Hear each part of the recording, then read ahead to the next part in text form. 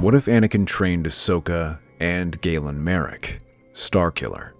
Let's explore the depths of it in the video. Firelight flickers off the jagged remains of ruined buildings, casting long, shifting shadows. Smoke coils through the air, thick and suffocating. The boy runs. His breath burns in his throat, his heart pounding an erratic rhythm against his ribs. His legs ache, but he forces himself forward. Behind him, something hunts. He doesn't know what it is. He doesn't want to know. He only knows what it has done. The memory burns as vividly as the flames consuming the settlement. His mother, reaching for him, her lips forming words she never gets to say. His father stepping between them and the monster, only to be cast aside like he was nothing. The light leaving their eyes, the cold finality of it. They had fought. He didn't understand how, but they had wielded power beyond anything he had ever seen, before they fell to the glowing blades. And then, the sound. The awful, scraping clatter of metal limbs against stone. The predator's voice, guttural and mocking, calling to him through the ruined streets. He runs. The settlement is a maze of shattered homes and collapsed buildings, a skeleton of what was once whole. He stumbles over a broken walkway, his palms scraping against the debris-strewn ground. A shadow looms. He rolls, barely avoiding the creature's gaze. He doesn't stop to look. He forces himself up, lungs burning, and sprints into the remains of a hollowed-out building. It barely stands, held together by fractured walls and beams too warped to support their weight. A dead end. The thing behind him knows this. It steps forward, slow, deliberate, letting him hear every precise movement of its body. He presses himself against the far wall, panting, searching desperately for escape. There is none. A voice, low and filled with cruel amusement, rattles the fragile structure. There is nowhere left to run, child. Terror surges through him, sharp and cold. His hands clench into fists. Something stirs inside him, deep, overwhelming. A force unlike anything he's ever felt. It coils in his chest, waiting, building. The monster steps closer, raising a clawed hand for the kill. The boy screams. The air around him explodes outward. The towering figure freezes, as if trapped in invisible binds. Its mechanical limbs twitch, struggling, but it cannot move. The boy's hands tremble, his breath ragged, but something inside him has awakened. The pressure builds. The monster crumples inward, metal shrieking as it collapses in on itself, crushed by an unseen force. Its body folds, sparks erupting as joints snap and metal plating implodes. It lets out a final metallic shriek, but the boy does not stop. The walls tremble. The ceiling collapses. A thunderous roar fills the air as the building comes down. Darkness. But then, Galen wakes, gasping, the hum of a starship's engines grounding him in reality. Sweat clings to his skin, his fingers twitching as if still trapped beneath the rubble. His breath slows, his mind catching up with where he is. Safe. Just a dream. A nightmare. A memory half forgotten, but never willing to let him rest. The Jedi Temple's sparring arena hums with the sound of lightsabers clashing, the blue and green blades a blur of movement as they meet in rapid succession. From a balcony above, 3 Jedi Masters observe in silence. Obi-Wan Kenobi stands with his arms crossed, expression unreadable. Beside him, Mace Windu remains still, his hands clasped behind his back, his gaze sharp. Yoda, sitting in his hover chair, watches with half-lidded eyes, but there is no mistaking the intent of his observation. He is improving, Obi-Wan says after a long pause, nodding toward Anakin, who stands between his 2 Padawans, correcting their stances as they reset for another round. But will he learn? That is the question. Yoda taps a clawed finger against his gimmer stick. Patience he must have. Control he must teach. 2 apprentices. Difficult they are. Balance Anakin must find. Within himself and in training them both. His ears twitch as he watches the younger apprentice, Galen, step back, his body tensed like a coiled spring. After time and many trials, the boy was clearly more receptive to Anakin than other more experienced knights. Much like Skywalker, this boy is. Dangerous, you mean? Mace adds. You saw what he did when he was first found. The raw power he unleashed. Obi-Wan exhales. That's why he needs a master. Leaving him untrained isn't an option. He's had a difficult time. His age has created convictions, a lack of companions, the death of his parents. He barely sleeps. He's had trouble with impulsivity. Mace's expression hardens. And yet we assign him to the one Jedi least capable of restraint. He pauses, his gaze ice cold. Obi-Wan. He killed General Grievous, crushed him with a thought. Something most of us would have been incapable of in direct combat. That kind of power cannot be ignored. Obi-Wan's face remains carefully neutral, but a shadow flickers across his eyes. Below, the sparring match resumes. Ahsoka moves first, spinning her lightsaber in a swift arc. Galen meets her blade with a sharp parry, his counterattack forcing her back a step. He presses forward, aggressive and unrelenting, his strikes powerful despite his smaller frame. Anakin observes them both, arms folded. Watch your balance, Ahsoka. And Galen, less brute force, more precision. Galen barely acknowledges him, his focus locked onto his opponent. Ahsoka scowls, shifting her stance before lunging again. She is fast, faster than him, but he is strong. Too strong. A particularly forceful clash sends Ahsoka staggering, her blade nearly knocked from her grip. She barely has time to recover before he's on her again. She growls in frustration. Are you even listening to what Master Skywalker just said? I'm winning. Galen shoots back, his saber cutting dangerously close to her shoulder. Ahsoka grits her teeth, ducking under his next swing before twisting into a kick that sends him stumbling. Not anymore. Enough! Anakin's voice cuts between them as he steps forward, his own saber igniting with a snap hiss. Both Padawans freeze. A fight isn't won by overwhelming your opponent. It's won by knowing how to strike. Galen, your power is impressive, but you're relying on brute strength instead of technique. Ahsoka, you're quicker, but you're too focused on countering instead of controlling the fight. Ahsoka huffs, rolling her shoulders. He fights like a wild animal. Galen's grip on his saber tightens. And you dance around like this is some kind of performance. Anakin sighs, rubbing his temples. That's the tension I was hoping we could work through today. He lifts his saber. All right, both of you, again. But this time, you listen to me. The sparring session resumes. But from above, the Jedi Masters continue their silent observation. The boy is still in rough condition. Mace murmurs with a raised eyebrow, turning to leave. I will trust your judgment, but Skywalker has his work cut out for him. Yoda's ears droop slightly. Hope I sense in the boy, but fear as well. Balance Skywalker must learn. A lesson this will be for master and students alike. Obi-Wan's gaze flickers to Anakin. Then let us hope his master has taught him enough. Galen sits alone in the Jedi Temple refectory, poking at his food as other Padawans chatter in the background. He prefers the solitude, or at least he tells himself that. The moment of quiet lets him think. Only for a moment, though. A tray clatters onto the seat across from him.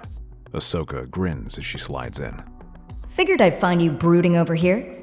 Galen rolls his eyes but doesn't respond. She leans on the table, studying him. So, it occurs to me that I never asked. Where are you from? He hesitates, then shrugs. Though they'd been working under Master Skywalker for several weeks, they'd never really had any kind of personal conversations. Nowhere. I was born on a starship. I never really had a homeworld. Ahsoka blinks. That's different. He shrugs again. Master Yoda told me my parents were strong in the Force, and that's why they moved around a lot. They never told me where they were from. Never told me they were Jedi either. Ahsoka tilts her head with consideration. She can feel his discomfort and shifting sadness. Then hooks a soft smile. So, you're Starborn. Galen frowns. What? Starborn. You weren't born on a planet like most of us. You're from the stars. Pretty wizard. He doesn't know how to respond to that. He expects teasing, but her tone is genuine. A small smirk tugs at the corner of his mouth. I guess. Well, Starborn, better get used to it. I think it suits you. Galen shakes his head, but for the first time in a while, he doesn't mind the company. Night after night, Galen sleeps, but peace does not come. The ruined city burns in his mind, the memory shaped by time. Smoke chokes the air, rubble crunches beneath his boots. He moves forward, and with every step, the clanking of metal limbs follows him. And that laugh. The monster stands ahead, its glowing eyes locked onto him. It speaks, but he does not hear the words, only the anger building inside him. Galen raises his hand. The force rushes outward like a storm, wrapping around the monster's body, crushing it. Metal screeches, circuits spark, and the voice, once taunting, once so certain, becomes a strangled shriek. He clenches his fingers tight. The weight of the thing collapses inward. It is no longer a warrior, no longer a predator. It is nothing. The dream ends with the sound of the monster breaking. Galen wakes with a start, his breath heavy. He grips his sheets, his heart hammering. The sensation lingers. The power, the control. He doesn't feel afraid. He feels strong. Time passes in a blur of battle and survival as the Clone Wars crescendo. Felucia. Galen cuts through waves of separatist droids, his lightsaber a relentless blur. He fights with overwhelming force, pushing harder than necessary. Ahsoka warns him to pull back, but he doesn't listen. A Mandalorian outpost. The mission to run Republic supplies turns into an ambush. Galen uses the Force to rip apart enemy barricades, ignoring Anakin's orders to regroup. The mission is a success, but at the cost of unnecessary destruction. Jabeem. Heavy rain soaks the battlefield as Galen and Ahsoka duel a squad of eager bounty hunters.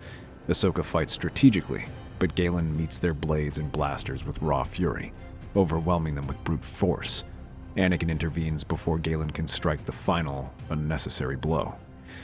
Each mission pushes Galen further, and each time, the Jedi's warnings feel more like shackles. After months of training and relatively low-priority missions, the Jedi task Anakin, Ahsoka, and Galen with extracting a Republic informant from a separatist-occupied world. The city is a war zone. Blaster fire rains down from crumbling rooftops. Smoke thickens the air, and the ground trembles with distant explosions. Galen moves like a phantom through the chaos, his lightsaber cutting through droids in precise, devastating arcs. The Republic informant is cornered in a collapsing structure, surrounded by tactical droids. Ahsoka signals for patience, but Galen is already moving. He drives forward too fast, his blade cleaving through the first wave of enemies before Anakin or Ahsoka can call him back. The mission is shifting, losing structure. A sniper's bolt grazes Galen's shoulder, but he doesn't slow. Anakin catches up just as Galen rips a droid in half with the Force, his mind's grip tightening around the next one, crushing it in midair. Ahsoka reaches the informant, but the droids act faster. One of the partially torn apart droids lands between them, detonator in hand. With the flick of a finger, it explodes, obliterating the structure and tossing Ahsoka back before anyone can react. The informant is dead. Galen stands amidst the ruin, chest heaving, hands trembling as he stares at the destruction. The battle is stopped, but the silence is worse. Ahsoka turns on him, anger flashing in her eyes as she clutches at her wounds. What were you thinking? Galen shakes his head, staring at his hands. The rage that had carried him through the fight now feels hollow. You rushed in. Ahsoka continues, stepping closer. You didn't think. You just acted. Anakin says nothing at first, his face unreadable. Then, quietly, Get back to the ship. Galen hesitates, but something in Anakin's tone makes him turn. He doesn't argue. He just walks. The battle is over, but the weight of failure lingers in the air. Smoke drifts from the ruined facility, the scent of scorched metal thick in Galen's nose. He stands apart from the others, shoulders tense, eyes locked on the rubble. As Ahsoka is tended to, Anakin approaches, standing beside him. You lost control. He says quietly. Galen exhales sharply. I thought I could save him. Anakin doesn't argue. Instead, he waits. The silence stretches before Galen speaks again. I had another dream. He admits, his voice low. About Grievous. Anakin glances at him. The day you killed him. Galen nods. I see it again and again. The fear. It was overwhelming. But when I fought back, when I was crushing him, that fear vanished. All I felt was Anger. Anakin finishes for him. Galen turns, meeting Anakin's gaze. There is no judgment there. No disappointment. Only understanding. Anakin exhales, leaning forward. The Jedi teach us to let go of fear. My own master has spent years trying to instill that in me. But when you're in the moment, when everything is falling apart, His voice lowers. sometimes anger is all you have. Galen looks away, his fingers tightening into fists. The thought lingers, gnawing at him. Unsettling, but undeniable. He doesn't respond, but deep inside, he isn't afraid of the anger. Not anymore. Come on. Let's get that looked at. He points to Galen's shoulder, the blaster wound he sustained during the fight, though painful, still just an afterthought. Only now does it begin to sting. Ahsoka sits in the dimly lit communications chamber of the Republic starship, arms crossed as she watches the encrypted transmission flicker across the screen. Beside her, Galen works with the console, fingers moving over the interface with quick precision. whoever encrypted this wanted to make sure it stayed that way. Galen mutters, narrowing his eyes as he reconstructs the data packet.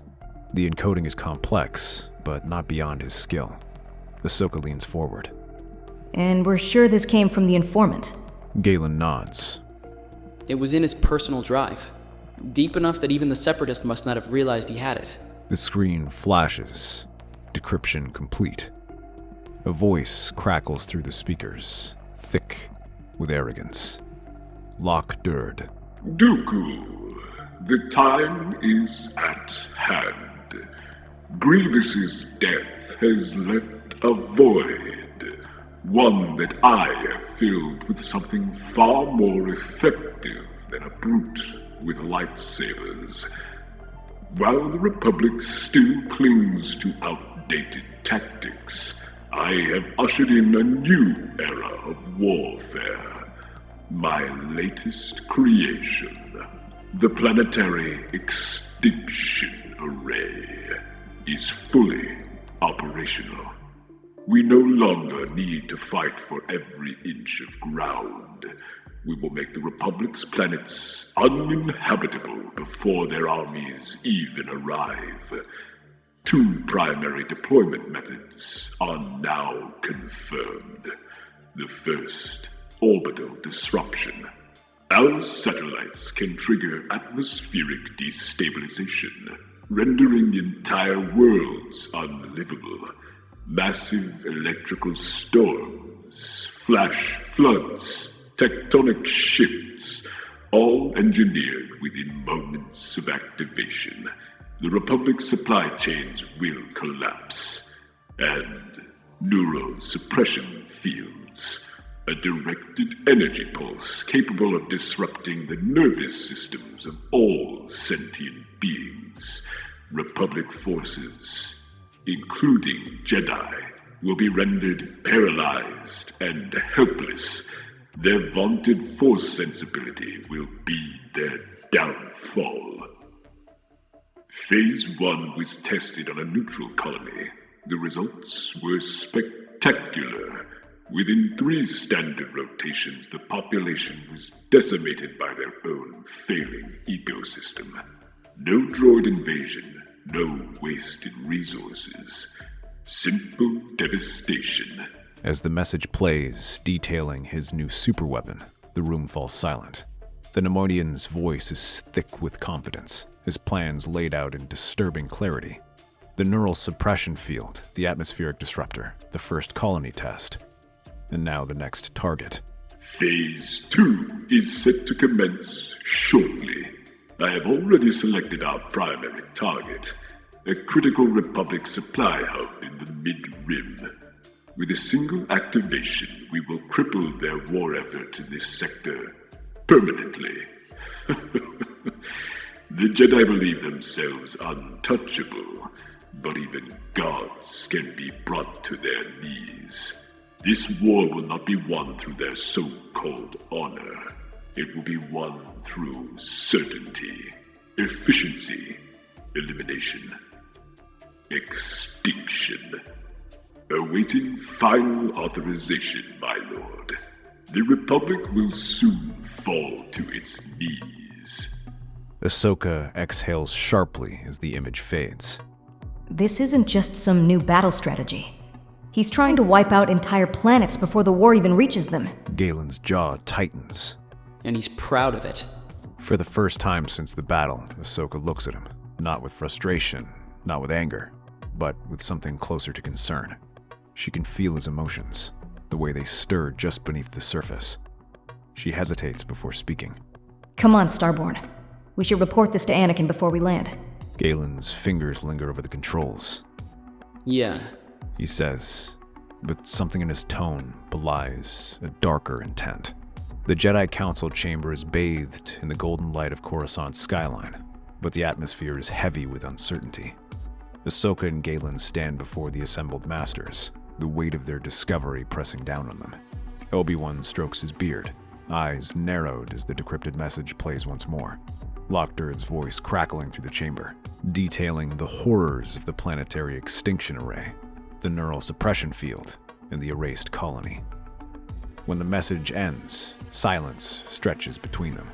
Mace Windu is the first to break it.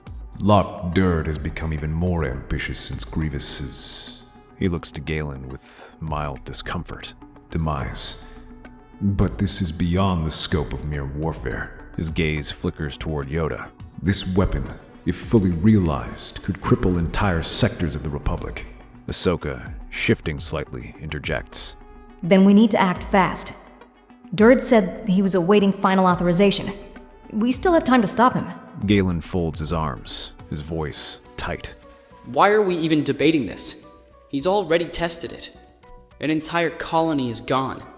His fingers curl subconsciously. We should have been there before it happened. Mace's sharp gaze fixes on him. A dangerous path, that thinking is. The future, always in motion, it is. Galen grits his teeth, but says nothing. They weren't there. That colony died because the Jedi moved too slowly. His colony died because the Jedi moved too slowly.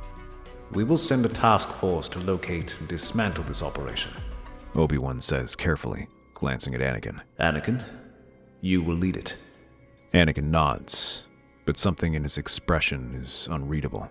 Until then, this knowledge does not leave this room. The Separatists must not realize we are aware of their plans. The meeting is dismissed, but Galen feels uneasy. It isn't enough. They should have struck immediately. The halls of the Jedi Temple feel smaller than usual. Galen walks in silence, his thoughts turbulent. The Council's hesitation gnaws at him, twisting into something close to resentment. They're doing the right thing, Ahsoka says, walking beside him, sensing his frustration. Are they? Galen stops, turning to her. Ahsoka, we had proof of what's coming, and all they do is discuss strategy. She frowns, knowing she is about to hit a nerve. Rushing in without thinking gets people killed. His jaw tightens. And doing nothing gets entire planets wiped out. Ahsoka hesitates. There's something in his eyes. Something fierce, unwavering, and unsettling. She has seen frustration in Anakin before, but this feels different. I know you're angry. she says, softer now. I was too. But we still have a mission. Galen exhales sharply, forcing himself to nod. Yeah. I know. Far across Coruscant, deep within the spires of the Senate, a hooded figure listens. The Jedi's encrypted transmissions are not beyond his reach. He watches, smirking, as he continues through the report of Galen's mishap with the dead informant, his constant disobedience, and his killing of Grievous. The boy is strong, Sidious muses to himself. passionate, frustrated with his masters, His yellow eyes gleam. just like another was, not so long ago. He leans back in his chair, fingers steepled. He will watch Galen Merrick closely. Perhaps, just maybe, this is the time to test him. The Republic Task Force departs under Anakin's leadership, heading for the Mid-Rim world where, according to the dead informant's codes indicated, Durd's superweapon is housed. Ahsoka and Galen accompany him, their squadron of clones ready for a fight. The battlefield is worse than they expected. The sky churns with violent storms, remnants of Phase 1 testing. Clone troopers struggle against the wind, their movements sluggish from the residual effects of the neural suppression field. Durd's forces, protected in specialized armor, move easily. The droids have no problem at all. Galen doesn't wait. He charges forward, his lightsaber carving through droids. He moves with terrifying speed, his rage fueling his strikes. Ahsoka struggles to keep up. Galen, wait! But he doesn't. They breach the control center. Lock Durd is there. The Nemoidian grins, even as his bodyguards fall. The Jedi's attack dogs. A pity. You're too late. He gestures to a countdown ticking on holodisplay. Your Republic world is already lost. Deactivate it. Now. Durd sneers. Or what? Jedi don't kill unarmed prisoners. The rage inside Galen ignites. He steps forward, hand outstretched. The Force latches on to Durd, lifting him into the air. Galen, stand down. Anakin orders, stepping toward him. Durd chokes, eyes bulging. You Jedi pretend to have restraint. Galen's grip tightens. He is drowning in power. He could end this monster here and now. No more hesitation. No more waiting. No more weak Jedi mercy. Just like Grievous. The room shakes. Ahsoka reaches out. Starboard, don't! Galen's mind races. The Council wouldn't stop this. They'd let Durd live, only for him to escape, only for another world to be destroyed. Just like Grievous. A single command hisses through his mind, a voice he does not recognize, but does not reject. Kill him. His hand clenches. The crack of bone echoes in the chamber. Durd's lifeless body crumples. Silence. Ahsoka stares at him, her eyes wide with shock. Anakin's expression is unreadable. Galen lowers his hand, his breath coming in sharp, controlled inhales. Far, far away, Sidious smiles. Lock Durd's crushed body lays twisted on the ground, but the moment his last breath leaves him, a deep tremor shakes the Separatist facility. Galen barely has time to register what he's done before a metallic voice crackles through the intercom. Failsafe override initiated. Cataclysmic sequence engaged. Estimated planetary destabilization irreversible. The ground beneath them rumbles violently as energy surges through the planet's core. The atmosphere churns, lightning splitting the sky apart, and the neural suppression field intensifies. Clone troopers collapse mid-step, their bodies convulsing as their nervous systems fail. What did you do? Ahsoka's voice is sharp, her gaze locked onto Galen. He doesn't answer, because he doesn't know. Anakin's voice cuts through the chaos. We're leaving. Now. Blaster fire erupts as the remaining Separatist forces press their attack, undeterred by the apocalyptic storm engulfing the planet. Ahsoka and Galen move in sync, cutting through droids, but Galen's attacks are wild, his swings fueled by frustration. He can hear clones screaming through comms, voices breaking apart in static as their bodies fail them. One by one, they stop responding. Galen sees them fall, but something inside him is numb. Anakin yanks him forward, pulling both Padawans toward the evac ship as their legs give out beneath them. Ahsoka barely makes it inside before the ship lurches upward, its engines straining against the winds. Her eyes roll back in her head as she feels nauseous. Through the viewport, Galen squints through blurred vision as he watches the planet collapse. The storm devours what remains of cities, entire structures swallowed by the earth, ships dragged from the sky. There is no rescue. There is no saving anyone. The array collapses with it, falling into a doomed planet. They were too late, and the Jedi would call this a lesson in failure. Galen grips the durasteel railing, knuckles turning white. The Jedi Temple is quiet when the decision is made. Galen does not speak. He does not argue. He does not even look at Anakin as the Council delivers its verdict. The weight of their judgment hangs in the air like a heavy fog, suffocating and oppressive. The actions taken on this mission were reckless. Mace Windu's voice is firm, unyielding. A direct violation of Jedi teachings. The loss of life. Unacceptable. Galen stands motionless, his face blank, but inside, something in him hardens. They don't understand. They never have. They never will. Yoda watches him closely. Hesitation. Costly it can be. But rage, more dangerous still. A path this is that leads only to darkness. The words mean nothing. Darkness, light. It is power that decides survival, not philosophy. If they knew this, he wouldn't have had to run his whole life. This war would be over, and his parents would still be alive. Anakin steps forward, anger laced in his voice. Master, we were in the middle of a war zone. If we hadn't acted, more lives would have been lost. Galen did what needed to be done.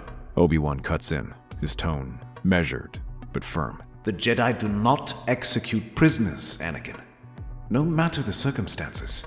Galen lowers his head, hiding his smirk. Execution. That's what they'll call it. Mace Windu exhales sharply. For now, Galen Merrick is to be held in temple confinement. We will deliberate further on his future. Anakin clenches his fists, but there is nothing more he can say. The decision has been made. As the guards move in to escort him away, Galen does not resist. He allows the cold durasteel cuffs to snap around his wrists. He is beyond their judgment now. The detention level of the Jedi Temple is silent. Ahsoka stands outside the small cell, arms crossed, watching through the dim energy barrier that separates them. Galen doesn't acknowledge her at first. He sits on the simple bench, back against the wall, eyes locked on the ceiling. A long silence passes. They shouldn't be doing this. Ahsoka finally says, her voice quieter than usual. Galen tilts his head slightly. But they are. Ahsoka shifts uncomfortably. I thought they would just reprimand you, take you off missions. But exile? Prison? That's not. She trails off, frustration bleeding into her words. That's not what we do. For the first time since she entered, Galen looks at her. What do you think is going to happen, Ahsoka? That they'll change their minds? His eye twitches. They've already made their decision. I'm a dangerous monster. Ahsoka exhales, slowly, stepping forward. You scared me back there. But not because I thought you were some kind of monster. I was scared because I could see it. How much you believed in what you were doing. Galen watches her carefully. There's no accusation in her voice, only concern, doubt. She swallows the lump forming in her throat. I don't want this to be the last time we talk. Finally, he smirks, Just barely. I wouldn't worry about that. Ahsoka hesitates, like she wants to say more. But then she turns and walks away. Galen doesn't stop her. Hours pass, and as the sun sets, the city lights hum softly through the window of his cell, bathing him in blues and oranges. Galen lies on his back, his eyes closed, breathing slow and even. The face of Darth and Grievous in his mind. He is not meditating. He is waiting, his anger flickering like an ember buried in ash, a dark heartbeat, blackened and hidden. But the moment he waits for comes, when the air shifts, when a presence enters the room. His eyes snap open. The energy barrier flickers off. The durasteel doors open with a faint hiss. And there he is, Supreme Chancellor Palpatine. Galen remains seated, watching as the Chancellor steps inside. He is calm, composed, absolutely unreadable. But there is something heavier in the air, something unseen but suffocating. Palpatine clasps his hands together, voice smooth, measured. You have been wronged, my boy. Galen doesn't move. I killed Lock Dirt. Palpatine inclines his head slightly. Yes.